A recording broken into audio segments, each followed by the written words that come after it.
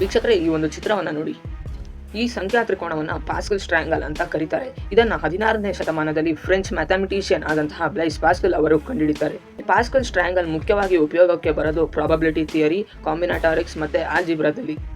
ಈ ಪಾಸ್ಕಲ್ಸ್ ಟ್ರಯಾಂಗಲ್ ಕೆಲಸ ಮಾಡೋದು ಹೀಗೆ: ಮೊದಲೆರಡು ಅಂಕಿಗಳನ್ನು ಕೂಡಿಸಿ ಬಂದಂತಹ ಅಂಕಿಯನ್ನು ಅದರ ಪಕ್ಕದ ಮತ್ತೊಂದು ಅಂಕಿಯೊಂದಿಗೆ ಕೂಡಿಸಿದಾಗ ಉತ್ತರ ಸಿಗುತ್ತದೆ.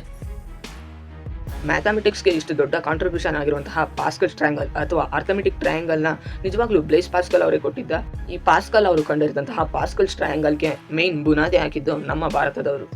ಕ್ರಿಸ್ತಪೂರ್ವ 300ರಲ್ಲಿ ಭಾರತದ ಒಬ್ಬ ಗಣಿತಶಾಸ್ತ್ರಜ್ಞ ಆದಂತಹ ಪಿಂಗಲ ಅವರು ಛಂದಶಾಸ್ತ್ರ ಅನ್ನುವಂತಹ ಪುಸ್ತಕವನ್ನು ಬರೀತಾರೆ. ಇದರಲ್ಲಿ ಪಿಂಗಲ ಅವರು ಪಾಸ್ಕಲ್ಸ್ ಟ್ರಯಾಂಗಲ್ ಅಥವಾ ಅರ್ಥಮೆಟಿಕ್ ಟ್ರಯಾಂಗಲ್ ಬಗ್ಗೆ ಉಲ್ಲೇಖ ಮಾಡಿದ್ದಾರೆ. ಅದನ್ನೇ ನೀವಿಲ್ಲಿ ನೋಡಬಹುದಾಗಿದೆ. ಇಷ್ಟೇ ಅಲ್ಲದೆ ಪಿಂಗಲ ಅವರ ಛಂದಶಾಸ್ತ್ರ ಬುಕ್ ನಮ್ಮ ಮ್ಯಾಥಮೆಟಿಕ್ಸಲ್ಲಿ ಹಲವಾರು ಕಾಂಟ್ರಿಬ್ಯೂಷನ್ಗಳನ್ನು ನೀಡಿದೆ.